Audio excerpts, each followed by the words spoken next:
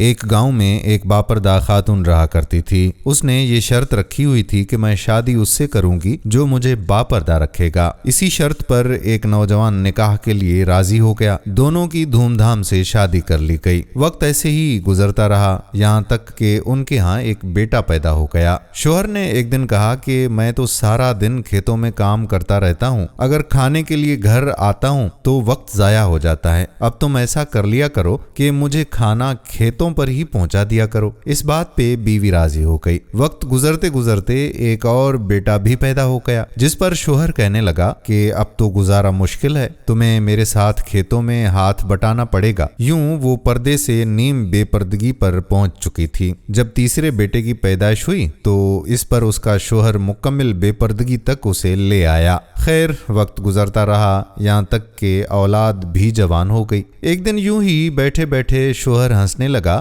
اور بیوی شوہر سے ہنسنے کا سبب پوچھتی ہے تو وہ کہتا ہے کہ تو بڑا پردہ کرتی رہتی تھی، آخرکار تیرا پردہ ختم ہو ہی گیا نا، کیا فرق پڑا پردے اور بے پردگی کا؟ تب بھی زندگی ویسی ہی گزر رہی تھی، اب بھی زندگی ویسی ہی گزر رہی ہے۔ بیوی کہنے لگی کہ ایسا کرو کہ تم جاؤ اور ساتھ والے کمرے میں چھپ جاؤ، میں تمہیں پردے اور بے پردگی کا فرق سمجھانے لگی ہوں۔ شوہر گیا اور کمرے میں چھپ گیا۔ عورت اپنے بال بکھیرے رونا پیٹنا شروع کر دیتی ہے۔